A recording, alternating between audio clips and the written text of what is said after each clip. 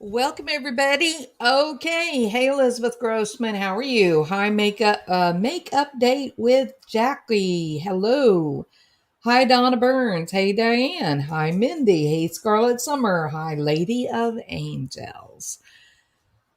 Okay, well, our board Barry, he's meddling. All right. Now then.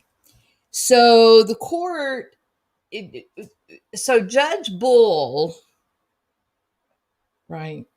Judge Bull from county court, she was the one that heard the case for a permanent restraining order against Shoho. You know, Shoho Dark Pony. Um, I don't understand it. Okay, but I don't. I'm not a legal. I'm not a Colorado attorney or anything like that. But I'm a bit. Well, I'm confused and I'm surprised and I'm confused and surprised.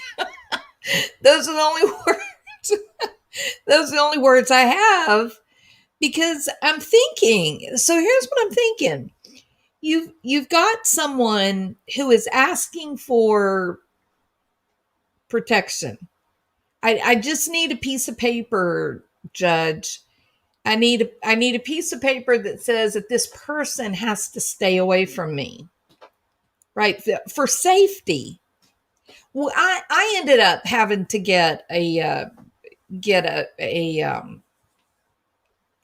protective order against a person at one time. This person did not make a direct threat against me. They weren't caught like climbing in my window of my house. There was nothing like that. Um, I was guided by law enforcement to take these steps. They said, first you do A, then you do B, and then you do C. And C was you file for an order of protection. And what that does for you, you make your claims and then the judge signs off on it. They give you your order of protection. And then that way, if this person shows up at your house, or you're at the mall and they come up to you at the mall and they start trying to talk to you and whatnot, all you have to do is call the police and you say, hi, I'm XYZ and I have an order of protection and this person is at my house right now as we speak. And the cops show up immediately without this big long problem and they immediately escort the person away from you before they start trying to gather information, right? It's just protection. It's not. She wasn't being. Shoho wasn't going to be arrested. She wasn't going to do jail time. It wasn't anything like that. It was just but but the judge didn't grant it. Is that strange? It's so strange. I've never heard of this. I wish that Scott Reich would talk about this on his channel. I I don't understand. And I frankly I was pretty disturbed that the owner of the apartment complex, right? This guy was a doctor. He was a physician who now it has a company where he just does like investments, property investments. He invests for other people. I mean, this guy is an important and busy man. He's not just some old retiree who's sitting down around his house, watching the squirrels chase the cats across the yard. He came to court to testify. He came to court to testify to say, yeah, we had problems with Soho Dark Pony. We had some trouble with her. She's a problem. She's trespassing. She's been told to stay off of my property. I've never, I've never, I've never seen anything So amazing. I mean, at this point, all I can think of is mob connections, because that's the only thing I could think of that would explain how completely bizarre the judges are in Chaffee County. It's crazy. Okay, so I don't know. So this poor woman who's got kids, who lost a job because of Shoho. Every time this lady leaves one, so she works like in a beauty shop. I think she do like therapeutic massage, medical massage or something. So she gets hired to go in and work at these beauty parlors. Every time she goes to work at a new beauty parlor, Shoho starts going to that beauty parlor to get her hair done or get her nails done. It's like she knows just where that legal line is. So she stays close enough to this woman to make her uncomfortable and keep her aware, but doesn't quite go far enough that someone could say, you know, she's being threatening. But she's certainly stalking. Like, that was proven. There is no doubt the information that was provided to the judge, there was stalking. Like, definitely, no doubt. It was such a strange. Oh my God, I'm amazed. Amazed. So anyway, this poor lady she was not given protection. I've never seen anything. Why does that judge care? Right? If you go and you file an order of protection and say, my next door neighbor is throwing crap over the fence, and they're every time I try to have company over, they turn their music up super duper loud, and I think they're a little unhinged, and I'd like an order of protection saying they can't come on my property. Every judge in this country is going to go, okay, because no one cares. It's a piece of paper. And it sort of like gives you a fast track to getting help if the other person does actually approach you. So why would they deny this woman protection?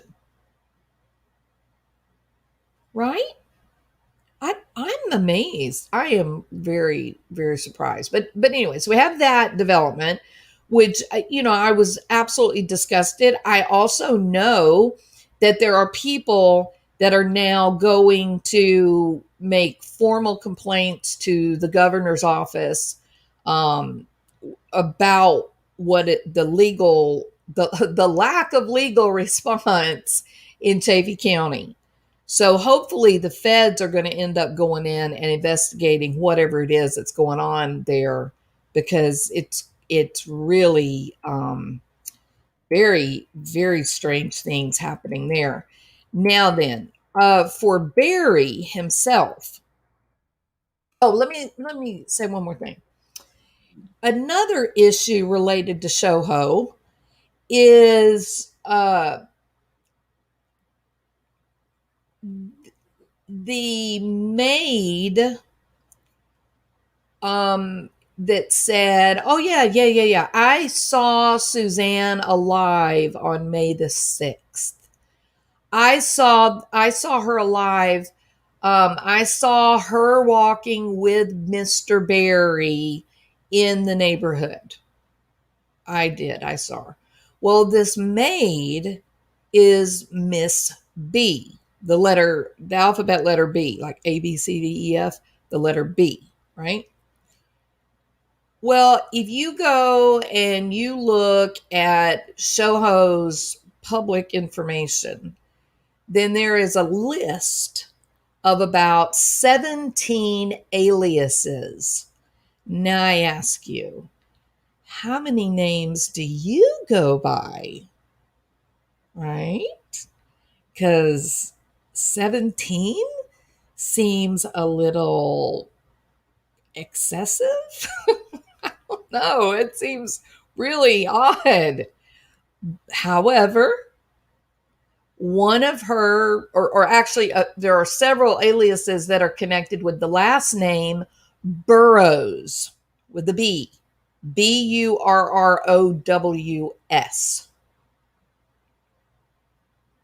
So Shoho Burrows. Shoho burrows deep in the poop, in my opinion. All right. Now, um, exactly, Bebop, right? Exactly. Yeah. Yeah. Okay. So we do know that Shoho is a maid.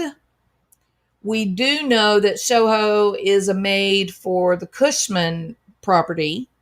We do know that Shoho and Morgan were friends, both being maids before Morgan began working with Barry.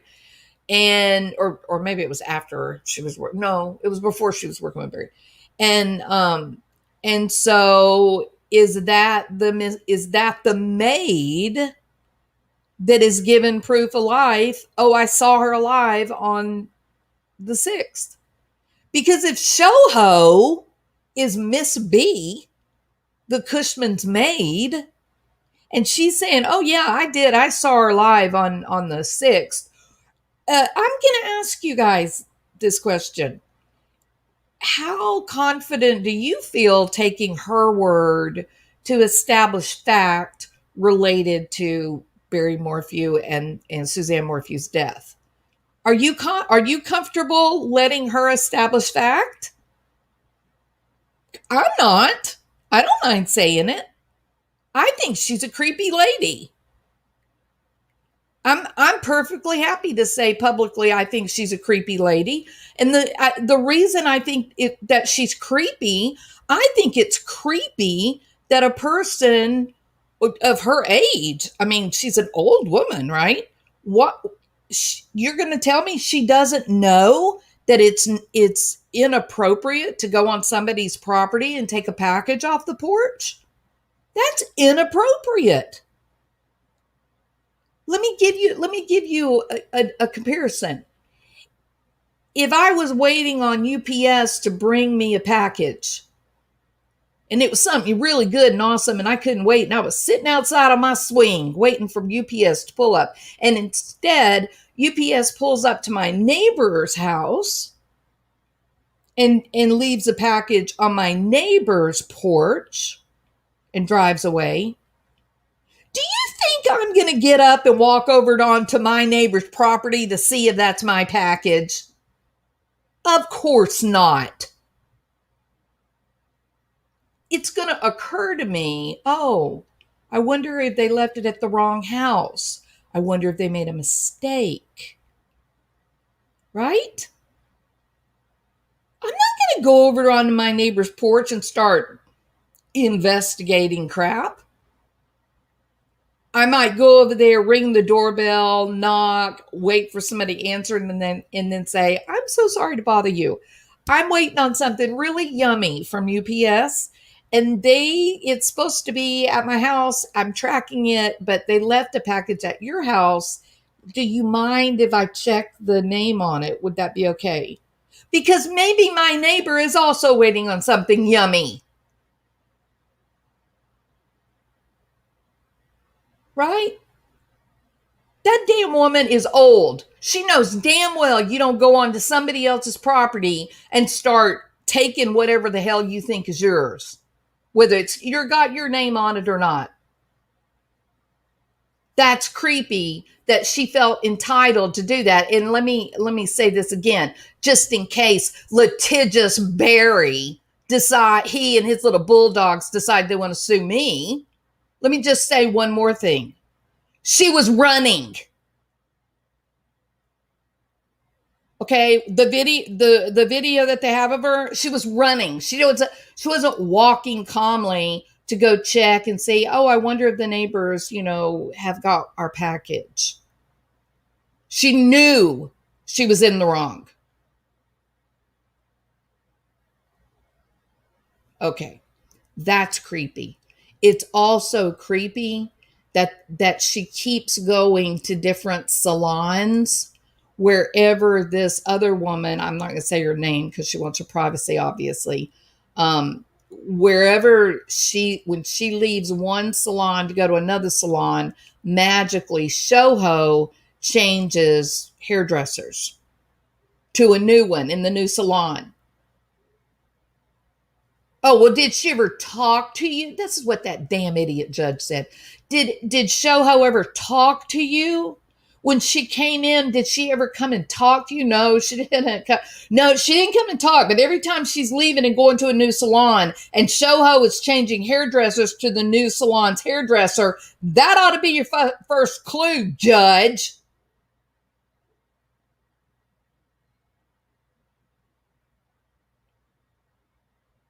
Man, shady Shoho. Shady, shady Shoho. Yeah. Um, so I don't know. I don't think that it would be appropriate for her to be the one to verify for somebody outside of her husband Barry, the accused. They need someone else to establish a time of life. This chick is not it, in my opinion. If that is in fact Miss B, maybe there's another Miss B. We don't know, right? Okay. Now then, that being said, Barry and his dogs from Denver, they're up to no good. All right. This whole thing is obscene. It's simply obscene. Um, Now keep in mind, okay, I'm a little bit confused by this. We have a judge, Judge Murphy, who's been very accommodating to Barry Morphew. He's been very accommodating. He has definitely erred on the side of the defense. Okay, and that's okay. I don't have a problem. That just means that the prosecutors have to do a better job. They just have to work harder if they know that their judge is always going to rule. If there's any doubt, the doubt is going to go into the favor of the defense.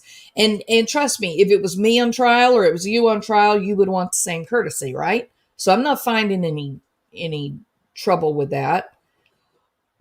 But that being said, you've got this judge who has been very, very soft with Barry. Okay.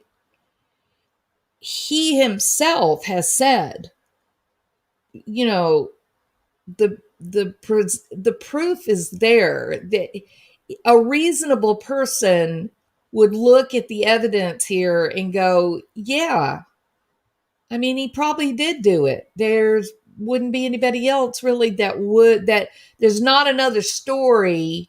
It's not another person. There's not another set of circumstances that would accommodate the facts that have been uncovered by the investigators and presented in the arrest affidavit, correct? Just like Barry, that morning, he goes the wrong direction. He goes down, incidentally, where her bicycle helmet was found. He goes the wrong direction. He claims that it was to watch, some elk or something that were dropping their antlers. But everybody that lives in that area knows that absolutely there's no way in hell there would have been an elk with antlers dropping at that in May. Wouldn't happen. So he's lying about what he was doing. And then he goes and he turns around, he goes in another direction to head off down to Broomfield, right? So no matter, what these clowns are claiming, there are some very real facts that just are not explained by anything other than Barry. Now, is it possible that Barry hired some thug man to do the dirty deed? That this was a conspiracy to commit murder? Possibly. But I don't think that the reason that they're using to sue Chaffee County investigators, I don't think that it's substantial because I don't think it's going to get any traction, um, because there's so much evidence that doesn't have anything to do with the DNA that was found in the glove box. All right. So let me just go through what it is that Barry Morphew and his little puppy dogs from Denver, what it is that they are up to. If you are a basketball player or you're married to a basketball player, basketball player fan, a basketball fan or whatever, you will know that, the people that play professional basketball, do it for a living, they will tell you that the best defense in basketball is a very strong offense. If you're a powerhouse offense, you don't really need much of a defense. If you're just ripping 3-pointers all day long, you're not going to have to worry too much about defense, right? So the most winning teams are winning with their offense in basketball. Not so with other sports, but basketball.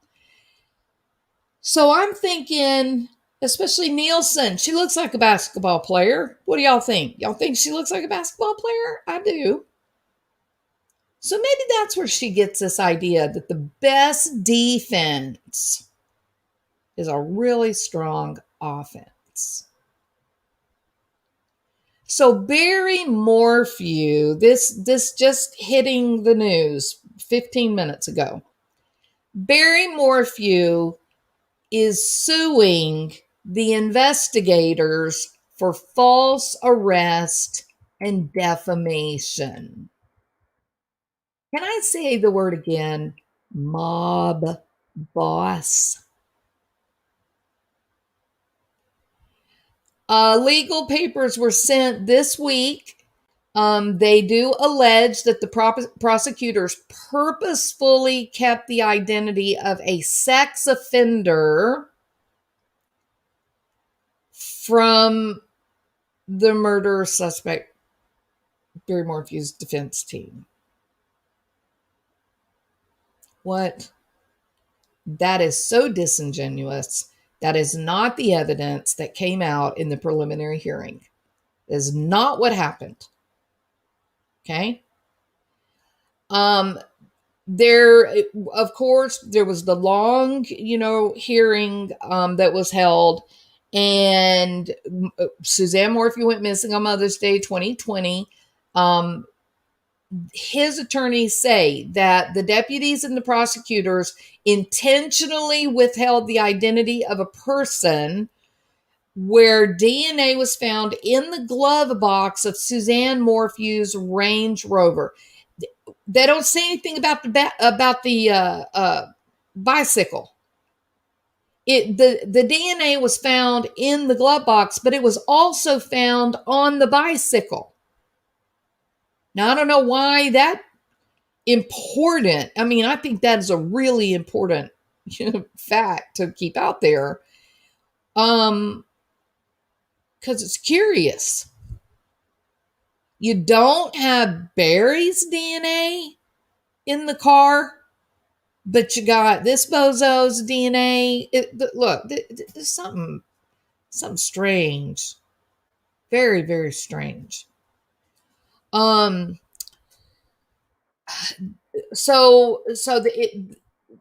We know that they collected the DNA. We know they ruled out Barry on a couple of important key issues. There were also locations where curiously Barry's DNA was not found, where you absolutely would have expected to see it, and it wasn't there. But nevertheless, so they took the DNA samples. We've been through this so many times. They took the DNA samples. They got back that there was DNA that was collected from the glove box, and then also from the grips of the handlebars, the grips, and I believe the maybe was it the seat, or maybe it was the seat or the pedals, but a couple of places on the bicycle. They ran the DNA because it didn't match anybody's DNA that was there. I have to ask myself, how about George Davis? Did we take George Davis's DNA? Did we get his DNA and exclude George? Was that George's DNA? I mean, do we know? I don't know the answers to these questions, but I saw the video where he was touching the bicycle. I saw it as it was being played in the courtroom. George Davis touched the bicycle. And Barry touched the bicycle. So did they take George's DNA so that they could exclude that DNA that was in the glove box and on the bicycle? Did they do that? I don't know if they did that. They never went into all that. That's the kind of thing, I guess, that would come out in the trial, right? But at this point, we don't know. Also, Suzanne had gone to the pharmacy, but I don't know that would have anything to do with the bicycle, right? She had also been to the bicycle shop. We know that she went to the Salida spa and stove, something like that. And to get like cleaning for shock stuff for the hot tub. Do we know who helped her? Who helped her bring out the jugs of bleach or whatever it's called? Did we get that person's DNA sample? We know that it's the owner of the place is a woman, but there's a son that works there. Maybe we need to get his DNA and rule him out. What about Trevor Noah? How about ruling him out? Did we get the DNA of Miles and his dad? These are all the people, the males, because the results did come back and say it was a male. Right? It did say that. It's a male person implicated in 3 unsolved sexual assaults. 2 of them in Arizona, 1 of them in Illinois. And did we get the DNA of Jeff Libler? Can I put that out there? I don't mind putting that out there. Did we? Did we collect the DNA of Jeff Libler and exclude him as the possible source of the DNA of the donor of the DNA? Did we do that? These are all going to be really critical questions that are going to be necessary to be answered because of the notice of intent to sue by the law firm Fisher and Byrialsen, Byrialsen. There's a hell of a name for you. Oh, look. New York City. Wow. What do we know happens in New York City? Can I say it again? Mob rule. Right? This just gets this is so ridiculous. This is so ridiculous. It just gets worse and worse and worse. All right. So they've got the DNA that was collected from the glove box from locations on the bicycle. The bicycle that was found down the hill, upside down, yada, yada, yada. Yeah, associated with 3 unsolved sex offenses, 1 in Illinois. Who do we know lives close to Illinois? One in Phoenix, and then another one in Arizona. So Nielsen and the other defense attorney, they have reached out to friends Fisher and Byrailson from, let me just tell you, according to the notice of intent to sue filed by the law firm of Fisher and Byrailson, based out of Denver and New York City.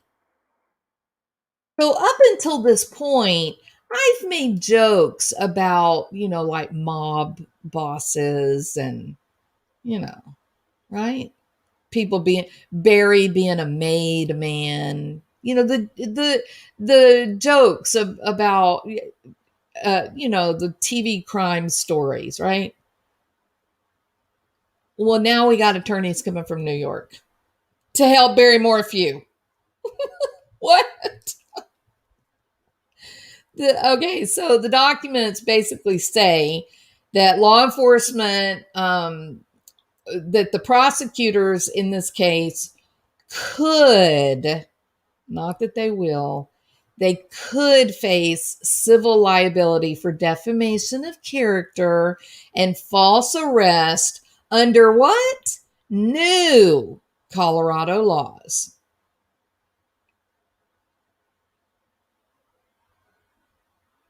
Why did they have new Colorado laws? Well, there's been laws put in place in Colorado that lift the legal shields that are designed to protect police officers from lawsuits. I don't know how you guys are feeling about this. I'm feeling irritated. Barry voted for Trump. Barry voted for Trump twice, as a matter of fact. And now he is directly benefiting from Democrat defund the police bullshit. This is it. Honestly, are we being punked? I ask you, are we being punked? Is this a big, social exercise in, I don't know what? This is craziness. This is insanity. All right. Adams County prosecutor Bob Grant called the legal move unusual. You think, Bob? you think it's unusual? Really? But with precedent, it could become more common as a tool to punish police misconduct. I want you guys to wrap your brains around this. Suzanne Morphew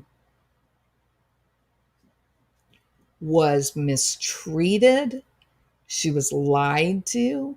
Her money was taken from her. Her children were alienated from her. And her brothers and sister and parents were alienated from her by this perfect son of a bitch. And now we find out that Barry is going to be protected from the police.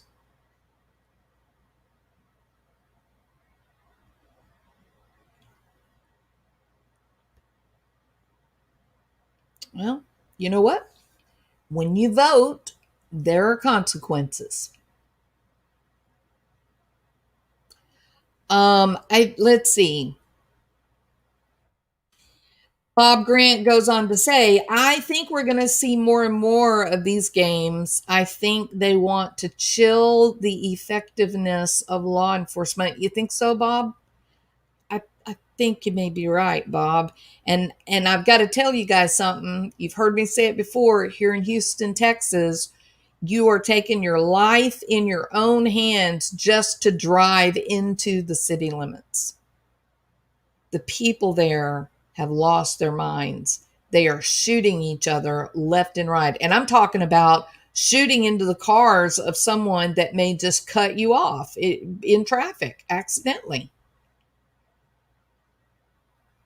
Elections have consequences.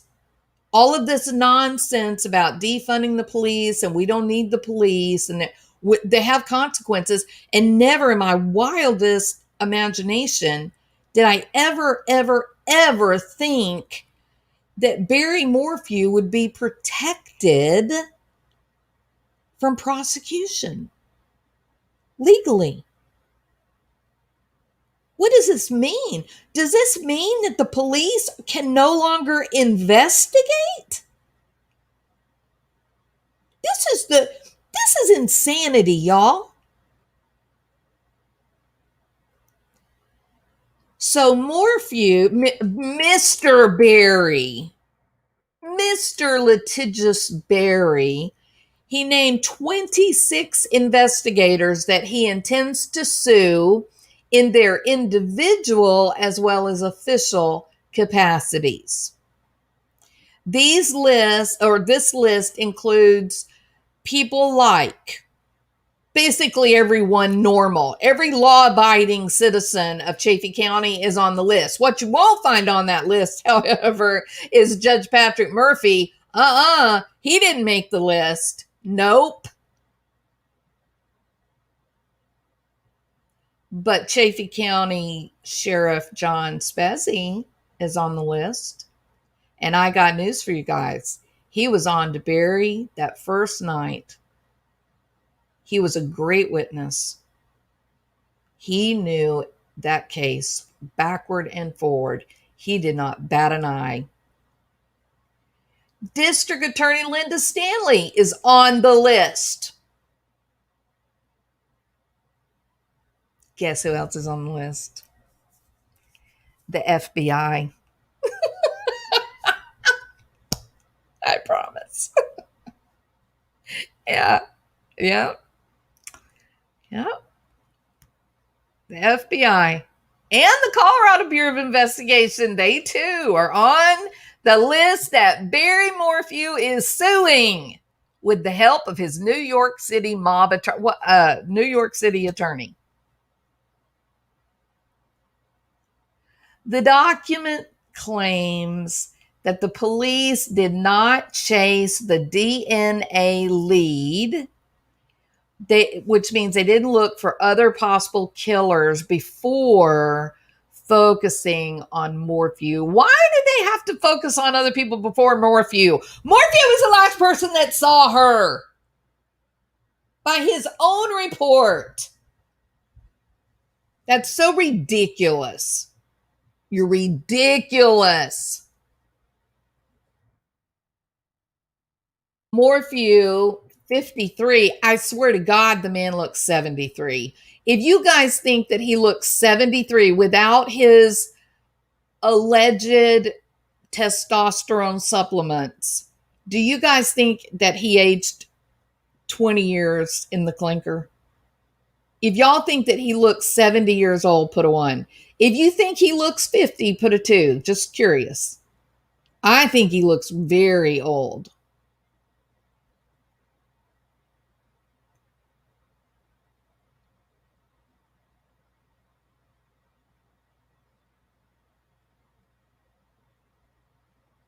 Lots of people putting 1. Hey, Hurt Locker.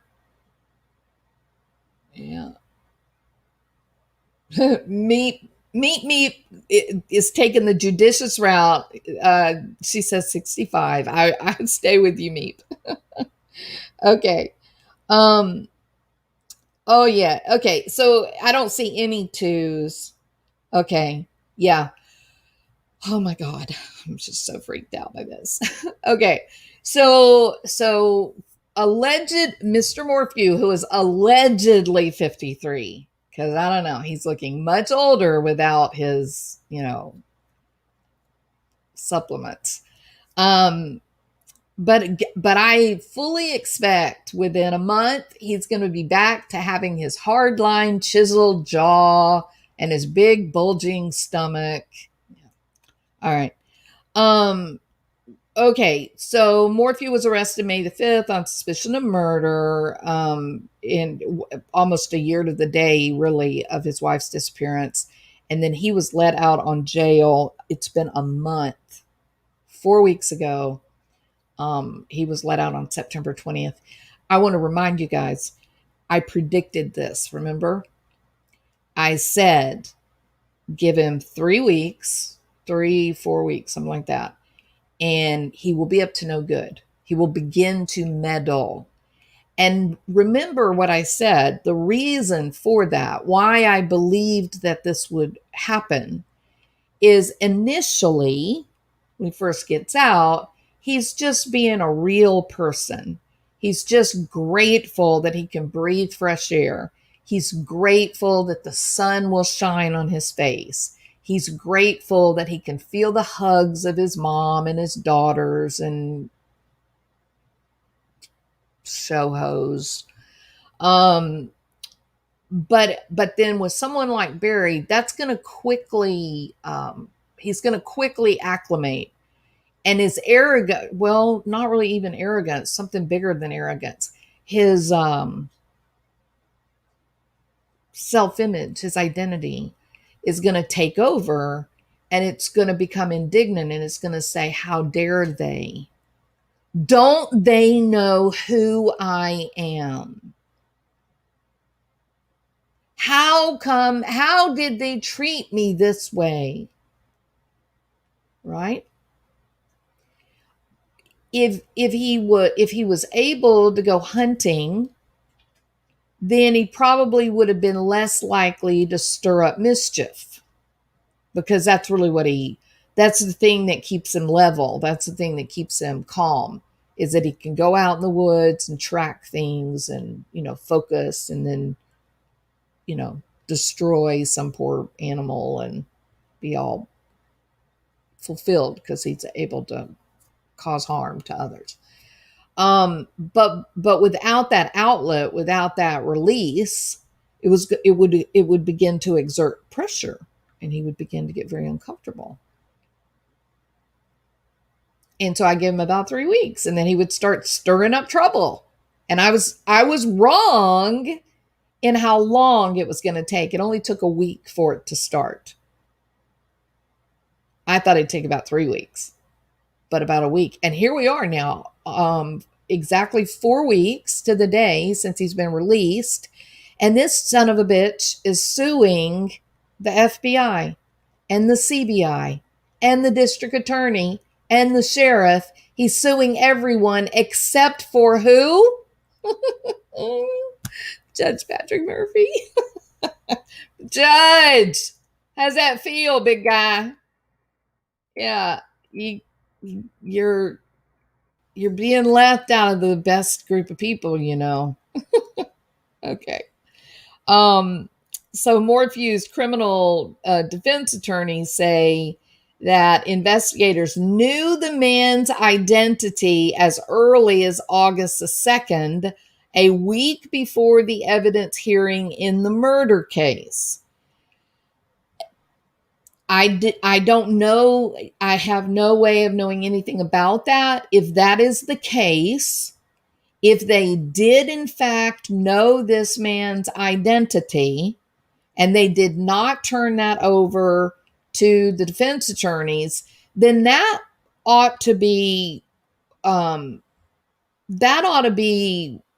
Murphy leveling sanctions against the prosecutor, right? That's not grounds to sue, like a whole new process. So what you're witnessing, people, is you are witnessing the benefits of money. That's what you're witnessing. He has the money to play these games. He has the money.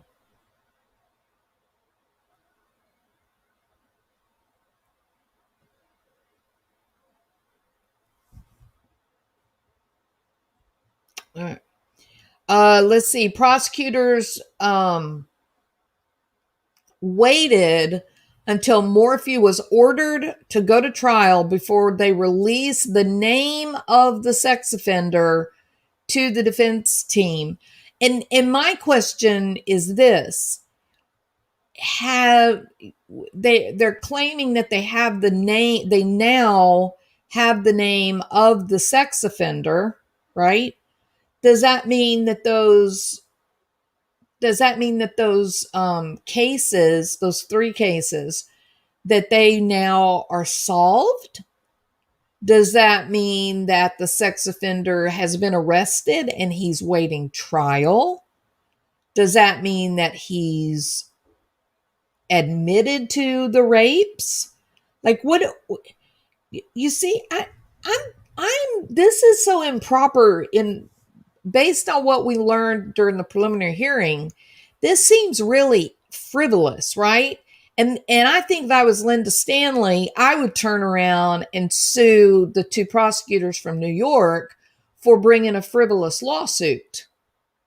I think that would be my next step, because they did not, the FBI and the CBI were actively investigating the source of the DNA when they did the preliminary hearing. They were in the process. There were letters going back and forth saying, we have this. And then Kale returned and said, well, this is what we need. And they were in the process of investigating. And so does that mean that August the 2nd, that they had just uncovered the name by working with the investigators in Arizona and Illinois? Because if that's the case, doesn't that just sound like the damn investigators were doing their job? This just seems so sketchy. It just seems crazy. Morphew's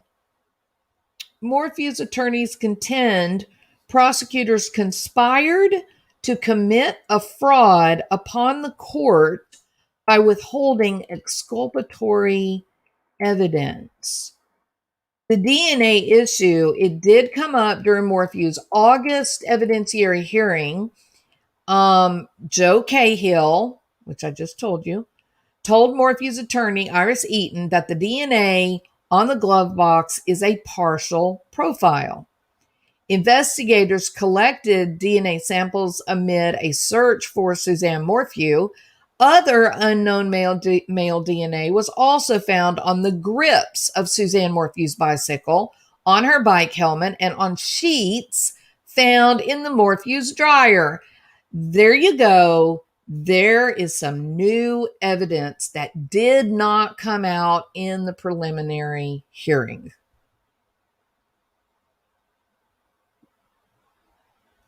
DNA on the sheets that were originally on Mallory's bed and were found in the dryer with the needle cap for the tranquilizer pod. Interesting, right? So interesting. Investigators collected. Oh, I did that one. Let's see. None of these DNA profiles match the DNA on the glove box. That is surprising to me, because I remember it's in my notes that the DNA on the glove box, the DNA in the back seat, and the DNA on the bicycle was connected to the sex offenders, or one sex offender, 3 crimes. I think this is incorrect. I think this I think that this writer misunderstood the information, because I was in the court. The DNA that was on the bicycle matches the DNA that was in the glove box. That came directly from the courtroom. It's Ramsey all over again, said Grant, who was one of several prosecutors who gave advice in the unsolved killing of JonBenet Ramsey. Really? Really? The prosecution will have to contend with the DNA. It makes this case really tough because this DNA found on the glove box represents a somewhat credible suspect. So what? Investigate the damn suspect. Who cares? I don't care. Do you guys care? Do y'all care if they investigate the sex offender? Where he was, what he was doing, who he knows? Do y'all care if I don't care if they investigate the guy? Investigate him. They've got a year before Morphew's trial is supposed to come up. Investigate the guy. Do your damn job. I don't care. And you want to know what I bet? I bet he is under investigation. I bet you Cahill has been in Arizona with those investigators. That's how they got his damn name. And I guarantee you, he's someone with connections to Salida. What do you want to bet? Maybe his mom and dad live in Salida. Maybe his ex-wife lives in Salida. Maybe his friend Barry lives in Salida. Maybe. Right?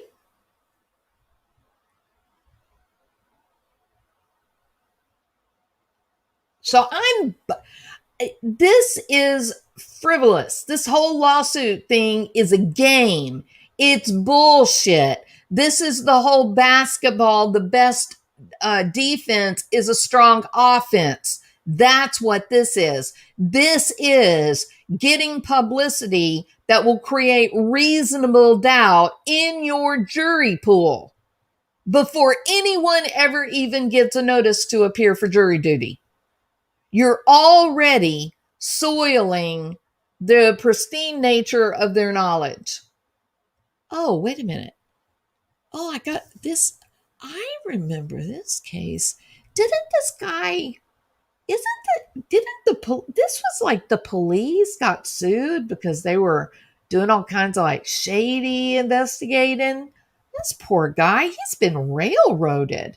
Oh my God, can you imagine his poor daughters and him, and they lost their lovely mother, and it's so sad. I'm so sick of these cops. These cops are out of control. Yeah, yes, I can be a fair and impartial juror. Yes, I surely can.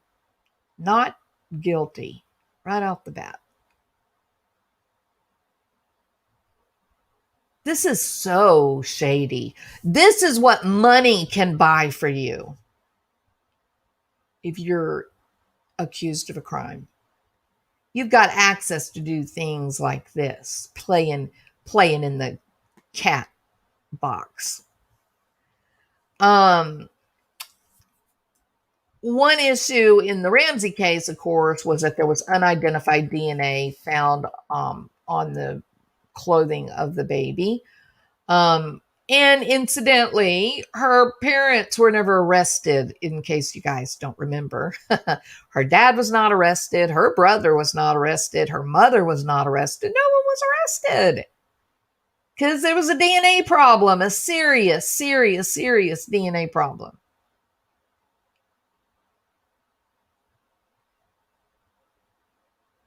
But DNA in a glove box, DNA on a bicycle, a missing woman with a husband who's screwing around.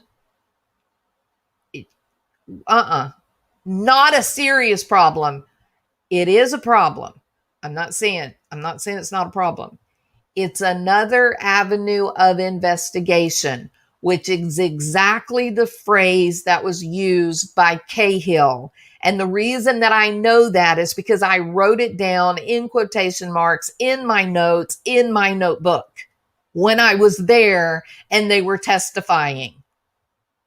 The partial match is another avenue of investigation, quote unquote. And that is theoretically absolutely correct. Look it up. When there is a partial match, it is considered another avenue of investigation. And at the time, they did not know who the offender was. I don't know how this makes the work that has been done by Linda Stanley, the prosecutor, Sheriff Speasy, the FBI, the CBI. How does it make them being involved in defamation of character of a man that legitimately is connected to the disappearance of his wife?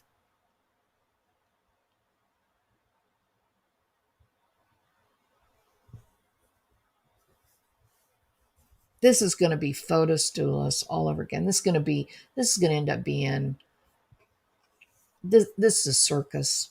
We just need some, dancing ladies and shiny sequin bras. That's all that this case is lacking at this point. Thanks to the bulldogs in Denver. Slobbering crap everywhere. Let's see. Ryan Brackley, he's a criminal defense attorney in Denver, said that prosecutors need to do legwork to overcome the DNA from the glove box. And Linda Stanley is on record as saying they are doing that. They've got to keep the focus on Morphew. They'll need to tie an alibi to the man whose DNA matches the glove box. Everything I've already said, and I'm not an attorney. They just have to rule out the creepy guy. They just have to rule him out. They just have to find out, where are you? Were you in jail somewhere? That's all they have to do. The existence of a creepoid, a sex pervert, the existence of a creepy guy doesn't do away with Barry Morphew throwing crap away. Right? It doesn't do away with the tranquilizer needle cap and the sheets in the dryer. It doesn't do away with the locations from his GPS and from the informatics that are on his truck. It doesn't erase any of that. It doesn't erase all the lies that man told. That man told more lies than my 2-year-old getting into the candy box.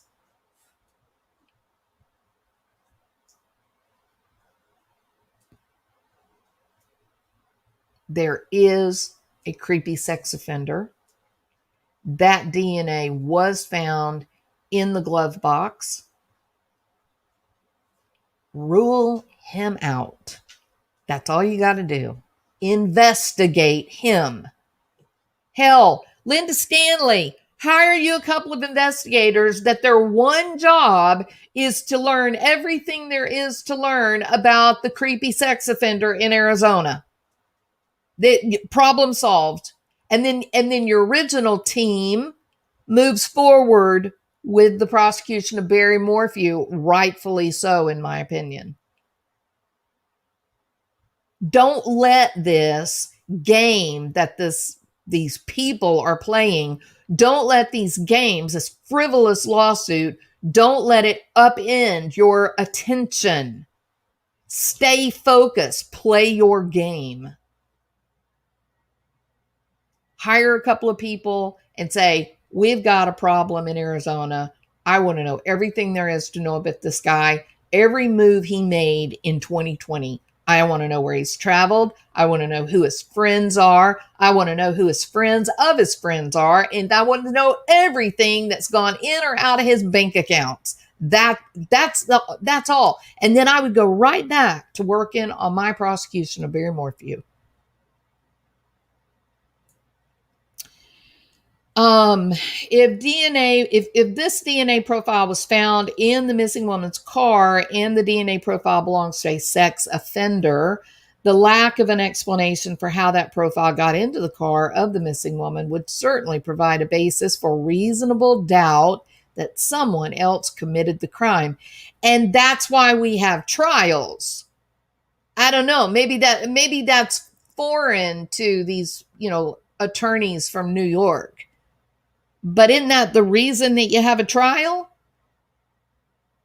So that the community, your peers, can listen to the evidence and then say, yeah, I think this person probably did it, or no, I have some reasonable doubt. What about the DNA in the glove box? That was a sex offender. I can see where this might, be a problem. But that doesn't equate to defamation of character.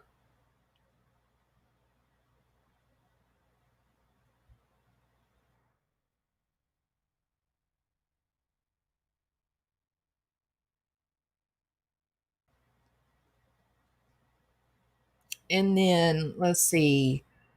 Um, the defendant's genetic fingerprints were found in several places, including the wife's bicycle seat, the driver's seat, and the door of the Range Rover. During the August hearing, defense attorneys argued that prosecutors cannot prove Suzanne Morphew is dead, much less that her husband killed her.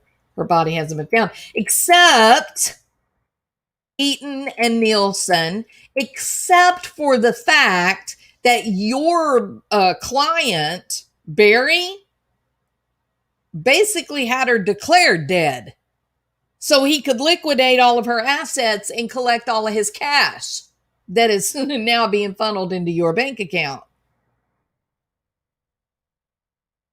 So it's a little bit convenient to ignore that, right? That her own husband is saying, yeah, well, she gone. She probably won't be back. I can't be certain, but she probably won't. And then her own daughter said, yeah, I agree with my dad. She's gone. Elvis has left the building. You know what I mean? This is really I really think that Lynn Stanley should turn around and sue these people for frivolous lawsuit. That's what I think. That's what I think. It, of course, Barry wants it both ways. He's always had it both ways, Caldonia. He's got a family of sisters and mothers that just give him whatever he wants, and they're willing to lie to make sure that he gets what he wants. They are on record for that. They didn't have a bit of trouble in the world lying to the cops to say, no, no, no, no, no, no, no. Barry was not driving that car when it wrecked. I did it. Me, I'm the bad sister. Me. Poor Barry. Don't look at my brother. He didn't do it. Me, I did it. I did it. Just stop. Jesus Christ. It's obscene. This has gotten obscene. Nielsen and Eaton, this has gotten obscene. I absolutely agree. In fact, if you go back and you look at my other videos, I came out time and time and time again and I said, hey, Linda Stanley dropped the ball. Proof evidence, sure. Presumption, great? No. Why? Because she herself, her prosecutors, Lindsay, put out 3 potential scenarios. 1, Barry done it, obviously. Number 2, the prosecution themselves presented evidence that Suzanne could be a gone girl. There's number 2. And number 3, that DNA. Maybe there's someone else that did it. The prosecutors themselves presented the evidence related to two bank accounts, actually, and they presented the evidence related to the DNA. And at that time, they did not know who the DNA belonged to. that they were not keeping the DNA a secret. It was not being kept a secret. But inexplicably, they did not follow up on the bank account to see, is there any money there? Was there ever any money there? Is someone actively using this account? They did not look into the actual account, and they don't know who the DNA belongs to. So there was evidence there that said, yeah, Barry's probably the guy. But it wasn't so much that it couldn't have been something else. They themselves provided two additional possibilities that were fairly legitimate. And that's why that second part, proof evident, presumption great, right? That second part, they failed dramatically on 2 points. They failed. And that is why Barry Morphew is walking around with bail right now today. Now, Judge Patrick Murphy, I hate to point out the obvious here, but has it crossed your mind that if maybe you had given a righteous bail amount, Barry would not have the money available to play games with the legal system? If you had given him a bail amount that was equal to his cash value, say $3.1 million, he wouldn't have had any money available to hire these fat cats from New York to come down and play games in Colorado. But you didn't do that. You gave him a bail that was like pocket change. And now we've got a circus in your town, Patrick. All right. Man, this is just crazy story, isn't it? It's such a crazy story. And all of this is going on, right? All of this is just, you got, oh my God. you got the pictures of Shoho running down the road, trespassing on couple million dollar property with her mission face on, right? She's got her mission. She knows her objective, and nothing is going to stand in the way, like Captain America. That is a caricature of a human being. That's just, she just looks stupid. She just looks stupid. She looks like it's just a character out of a novel. It's not real. Like, she can't be a real person. It's too ridiculous. Yeah, Barry. It's the same kind of thing with Barry. He just seems so ridiculous that he wouldn't be like a real person. Like, he wouldn't be like a real husband or a real father. He's a character that's been developed, kind of. It's a crazy story. It's just getting crazier by the minute. Now you've got these bozos coming in. I hope they're wearing a red nose. They're going to sue the FBI? Really? You won't give this woman who's got 4 little ones in her house, who has nobody to help her, who is terrified of Shoho darkness, you won't give her a piece of paper saying, we will protect you, call the police if this person gets near you. You deny her the illusion of protection, but you bring down these attorneys from New York to sue the FBI and the CBI?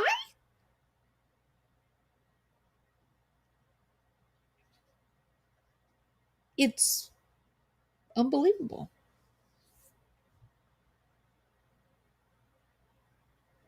It's unbelievable. And it's, let me ask y'all this. Think about this. Knowing what you know so far, how all of this has played out, where we stand today in this debacle, this mess, Would you have wanted to be Suzanne Morphew for 5 minutes? Because this is Barry Morphew's life. This is the way Barry Morphew operates. This is what this woman had to deal with and live with every day of her life. This manipulation, these games, this crap. Right? Think about it. We're getting a really good dose of what life must have been like. Just these insane turns of events that just are illogical at best. The Mormon family and DA need to file a change of venue, especially after Barry is out on bond. If that were my sister, you bet I would file for a change of venue. I agree, Teresa. They have to do something. There is something going on in Chaffee County that is so sleazy and dirty, right? This is weird. This is so odd. This is so strange. It does feel like it's a movie that was made for Hollywood. Yeah, it definitely does. Jeff Puckett did jail time. Could Barry have set up Jeff? I don't know. Hey Blitz, how are you? Yeah, it is drama. It's disgusting, really. I always thought Barry had powerful friends. Well, that's the scuttlebutt. I mean, that's what people say. Barry's dangerous. People say that the rumors are that it's a bad group that he runs with. That these are people that other people don't mess with. They stay away from them, and they will hope that kind of person doesn't move in next door to you, you know? Honestly, it makes me afraid I've got friends there. Things are looking really bad. It is chilling, Teresa. Things are looking bad. Yeah. I had a thought. I was driving home today, and I was thinking about everything. It was presented that Suzanne was talking about moving to Ecuador, right? She was gonna teach English in a language school, and live out the rest of her days in Ecuador. You have to ask yourself, was that because she was so terrified? Is that why there was the recorder on the pen? Because she had figured out the people that Barry was affiliated with, that this was not small town, crime, but this was the bad stuff, the really big bad stuff. Is that what she felt? That the only way she would ever be safe if she got away from Barry, the only way she would ever be safe would be to be on a completely different, continent? It's sad. It's very sad. But I hope my friends, y'all know who you are. When y'all are in Chaffee County doing what you do, y'all please be careful. Don't underestimate these people. These people are they're not like the rest of us. Yeah, baby hounds. You could be right about that. There is a movie called Hot Fuzz. Simon Pegg reminds me of Salida. Moreland need to ask for a change of venue. I agree, Shelby, 100%. I hope that's in the works because the fix is in, is what it looks like to me. Is Barry part of the mafia? I wish I had some mafia friends right now, the way life is going. No doubt she was terrified. Seems like it, right? I mean, the more we get into this, it's more like she wasn't going to, she wasn't going to Ecuador for adventure. She wasn't going to Ecuador to live in a cool place. Maybe she was going to Ecuador to try to save her life, to try to hide out, right?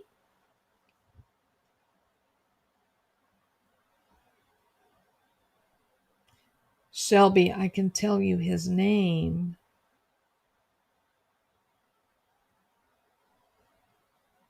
Do you know the sex offender's name, Shelby?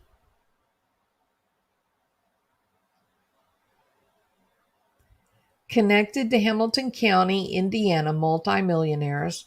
Connect the dots. Salida, Hamilton County, Indiana.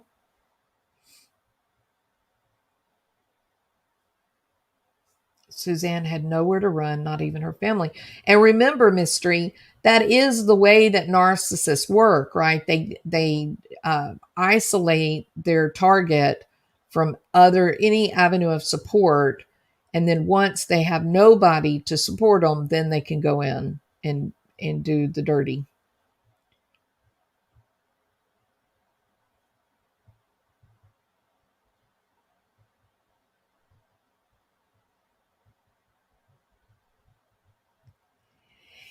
Yeah, so Barry makes money. Um, the sex offender is missing, Shelby.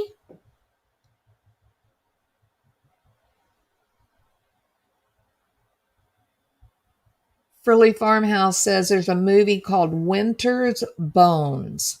It's about small town drug world.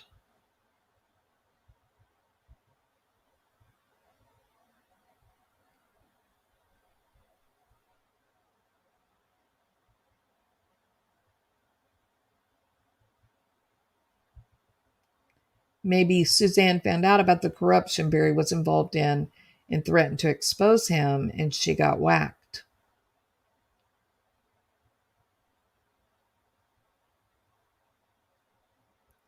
Suzanne volunteered doing something with domestic violence. Yes, she was working with the support group, Caledonia, so she would have known about the dangers.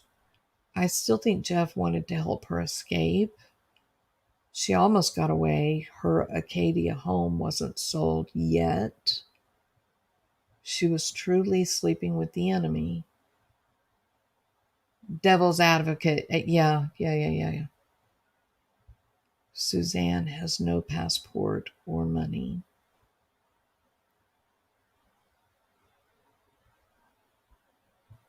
Right, exactly, Jen. Sal Cantonelli, Ruhoff Music Center, blah, blah. Yeah, but I don't think he had, well, I can't say anything about that.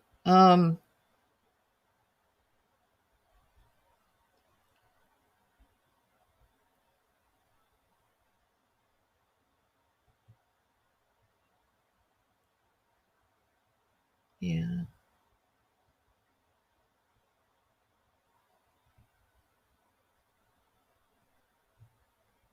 Okay. Well, anyway, so big money ring.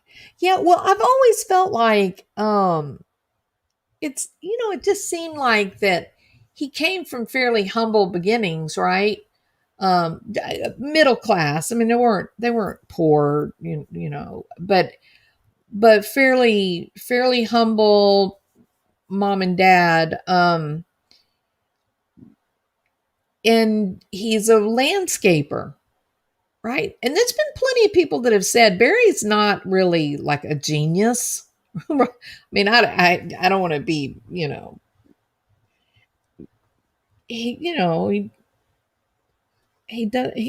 just doesn't seem to. He wants to be out.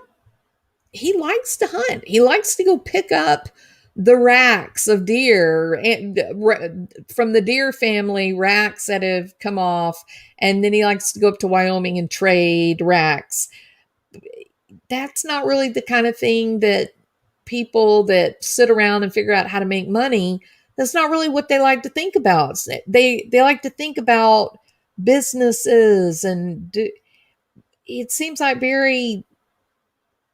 that's not, it just doesn't seem to fit, right? Um, so you have to ask, how did he make so much money with a bobcat and a landscaping degree? How do you do that? And one would say, okay, maybe legitimately, maybe he made contacts when he was in double A baseball in Toronto. Maybe he did make some friends with some big money guys. And so he had some jobs where he did make a lot of cash on a couple of jobs, right? And that provided him seed money to then go on and do other companies or whatnot, maybe, right? But when you look at the legal filings and stuff, he's just getting sued by all these people. He's in trouble by all these people. It's weird. How do you amass that kind of fortune that you can legitimately keep two multi-million dollar houses? And your wife, who is a teacher, her salary is helping you? What? We're normal people, you and I, right? We make a little bit of money. You got two people working in the family, maybe, but paying your cars, paying your house, there's not a lot left over, right? Can you imagine a $3 million house and a 1 point something million house, and you're paying for both, and you're being sued, and you've lost your business because you made everybody mad. Nobody's giving you any work, to the point that you have to run away to Colorado so that you can get work again. And your wife has to get a job teaching so that you'll have a little extra cash. Can you imagine that? I can't. I'm sorry. I can't imagine it. The payment on $1 million with a 30-year mortgage is around $7,000, depending on what your down payment is, a month. So you're going to tell me his mortgage payments alone were like $10,000? A teacher makes about $2,000, $3,000 a month. It just doesn't make sense to me. I can't figure it out. And it's not my job to figure it out. It's none of my business to figure it out, but it seems weird. I don't mind, saying that. And I wasn't surprised to hear Suzanne's sister talk about Barry having these money problems, because I had already wondered to myself, wow, me and my husband, we work really hard. Like, we work a lot, and we are not even close to being able to think about a multi-million dollar home. That's weird. So I don't know, just seems odd, And then the other thing that struck me as very strange, having to do with the sister and her interview, was when she was talking about how Barry went around to his friends and borrowed money from his friends to buy the house in Colorado. Do y'all have friends like that? I don't think my friends would give me a lot of money to go buy a dream house. I'm certain of it. You know what I mean? I don't even think I have family members that would say, "Oh, you want to go buy $1 million house in Colorado? Here, let me give you my retirement. Here, let me empty out my 401k. Here's $500,000 to help you buy your multi-million dollar house." No, people don't. That's not right. That's not the way people act. I need new friends too, Blonderella. Absolutely. Hell, I'm celebrating because my car is going to be paid off. Like, woo, paid off car. I don't know. It's just ridiculous. The whole thing just seems like we're being punked, doesn't it? It doesn't even seem real. It really doesn't.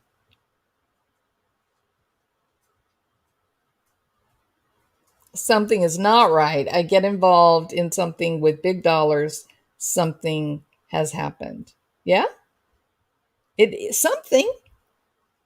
It doesn't make sense. None of it makes sense. Crestone. Now, Crestone is shady business. Alley cattails.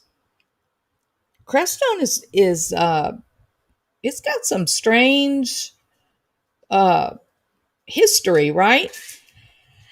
I have been, you guys all know I worship at the altar of Gonzo, right? I think he's awesome. He's a great guy. So he was the one, I think he was the one that was originally telling me about the cult, Love Has Won.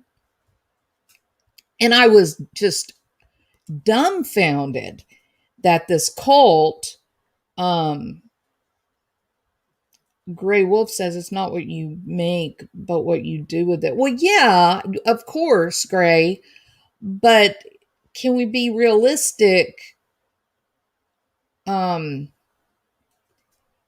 if it was easy to take a couple of tens of thousands of dollars and turn around and turn it into 3 million, we would all do it, right? There's plenty of people that invest money and try to build up what they've got. um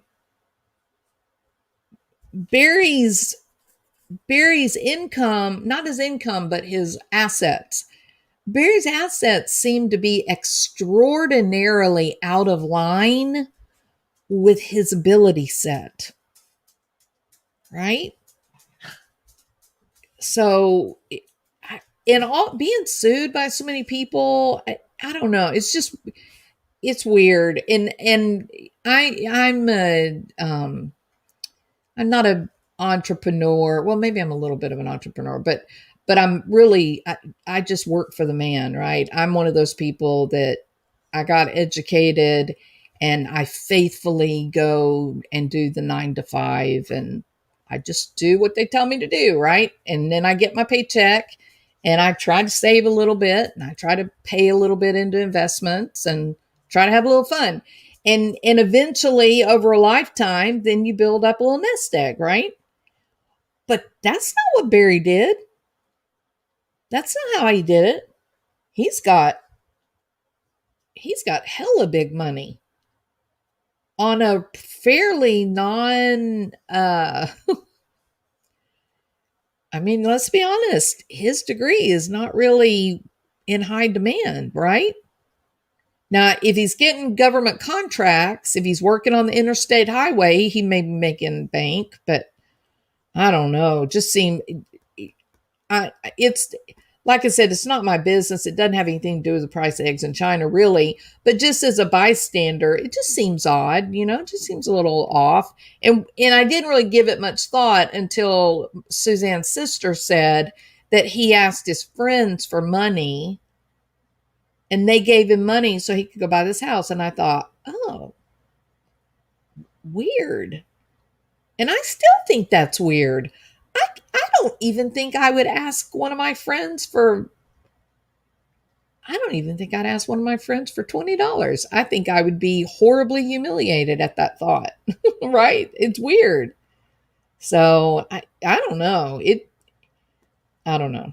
It's strange. Barry, if you're listening, if you want to come on the show and tell us all about how to make money, because we obviously don't know how and you do know how, you're more than welcome. You always have a standing invitation to come talk about, making money through landscaping.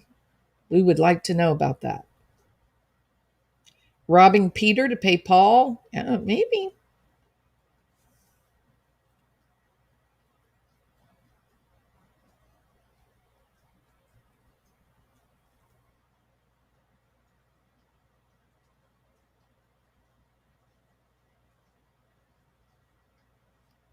Thank you, Jen.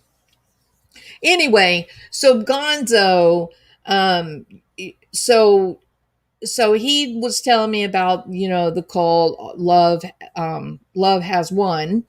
And of course, now that it's built back up again, high interest, and it's come out, on the, uh, I guess Dateline maybe did a show on it.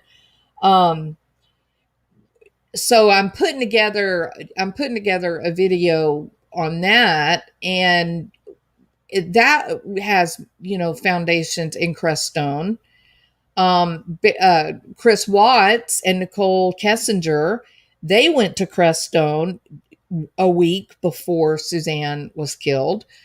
Uh, uh, Gabby Petito and Brian Dirty Laundry, they were in Crestone just a couple of weeks before she was killed. It's some negative energy coming out there. I know somebody that had made plans to go there and to stay for a couple of days, and they got there and they said, "Oh no, I'm not staying here." And there was no reason. There was no, like, was it dirty? Was it ugly? Was it hot? What was the negative? None. There were no negatives other than this intense feeling of blah.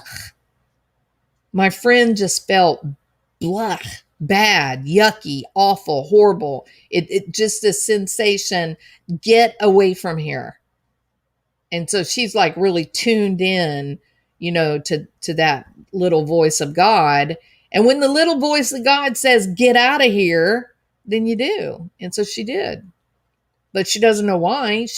There wasn't any one thing, that she can say, was bad, just that it just had a really negative, bad vibe. A lot of people have gone missing there. I've done a couple of stories over the years of young women that have disappeared into thin air. Sitting there on a rock 1 minute, 20 minutes later, gone. Rock's there, woman's not. Just gone, just disappeared into thin air. No one ever hears from them again. They're just gone. It's crazy. Fishing, hunting, gardening, and a few chickens will feed you for the most part. Apparently, he did what he loved with the hunting and sold the antlers. It's not something I would do because it's cruel. And they pick up the antlers. The deer family shed their antlers every year. They don't cut them off. They fall off. And then new ones grow each year. Goats don't shed their antlers. They're not antlers, they're horns, and they're a part of the skull. But with the deer family, elk, reindeer, mule deer, whitetail, they grow their antlers and then they go to rut and they come off. So that is something that Barry does. He rides around on his four-wheeler and picks up horns, antlers. So this is not a man who's making big money deals on Wall Street. You know what I mean? And that's what it takes to be able to carry two multi-million-dollar house mortgages. You got to be making big money. It's got to be some bank coming in. It does. I'm sorry, but it does. There's nowhere around it. $6,000, $7,000 for $1 million house. Well, his house was a couple of million. So you're talking about a mortgage in the traditional sense, 9,000, 10,000 easy. As a conservative estimate, maybe more than that, maybe 12,000 a month. That would have been one of the houses. That's not counting his $150,000 truck or his kids' college. It's weird. It's that kind of money is not. I mean, that's what That's the kind of money that, surgeons are generating. He's walking around out in the damn woods picking up reindeer, or not reindeer, but elk horns. You know what I mean? Strange. Kitty dog, hush. Hush up. I don't know why you're barking. Shh.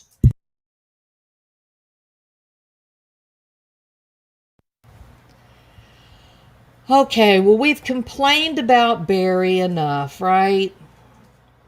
I'm you know what, Diane? I'm so irritated by this game. It is terrible. A lot of people are millionaires these days compared to what a million used to be. A millionaire used to be a rare thing. Well, sure. No, I agree with you about that, Gray. Um, but still, I mean, we can wax poetic about, how tough it is for the poor old millionaires, but the reality, the day to day, is that Puma Path house in a traditional mortgage would have, let's say, 20% down, which would have been an enormous amount of cash. I don't believe that he had that. So I don't even think he made a 20% down on a $2 million property. No way in hell he was able to do that. I don't believe that, not for a minute.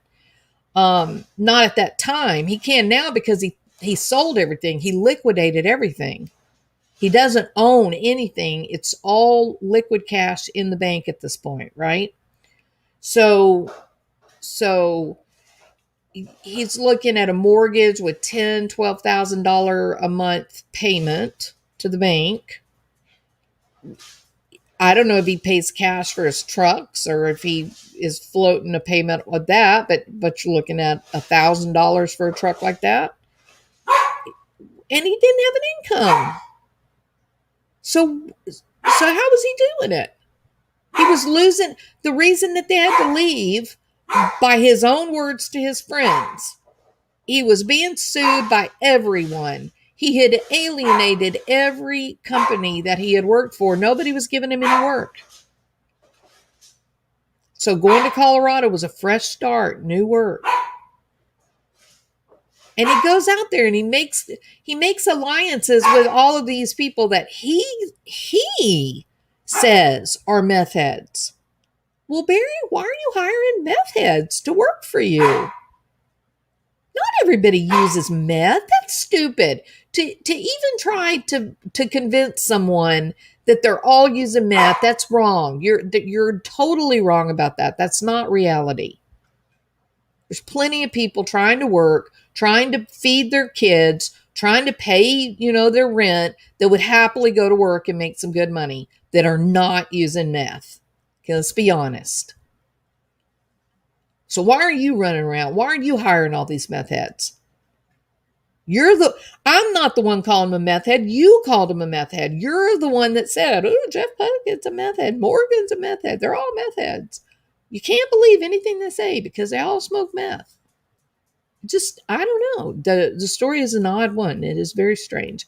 So to recap, as hilarious as it may seem, we have just learned that Barry Morphew is suing the FBI and the Colorado Bureau of Investigation and Linda Stanley and the sheriff, John Speasy, for defamation of character. Paperwork has been filed. There are 23, I believe, 23 people that are being listed on the lawsuit. They are using a new law that is actually designed to remove the protections that police previously had. Meaning, if they were investigating a person, that person could not come back later on and say, well, you were wrong for investigating me. We are in an upside down world. Our police have to be able to investigate crimes. Okay. We've got to quit with the weird politics. We have to quit, or we're going to all live in a very dangerous country. There has to be law and order. It must be law and order. So if for some reason you've got a set of circumstances and you look like you may be tied to a crime, then you're going to have to be able to be investigated.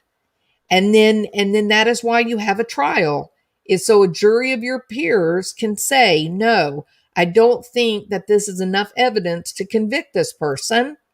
Or they can say, yes, beyond a shadow of a doubt, I believe this person committed this crime based on the information and evidence that you've presented here. This is just regular law and order. The fact that these guys are bringing this lawsuit, to me, is frivolous. And I think Linda Stanley's got two tasks at hand. Number one, turn around and sue these attorneys for bringing a frivolous lawsuit and wasting the time of investigators and court officials. And number two, file for a change of venue immediately, because there is something rotten in Chaffee County. Something in Chaffee County is not right. Okay. All right, everybody. Thank you all so much for being here. I appreciate it so much. It's about bedtime. I was up till 2:00 the other morning, and I'm not letting that happen again tonight. So I hope you guys have a good evening. And my God, we'll see what the next step is in this thing in coming days. Yes. All right. Y'all have a good evening. Bye.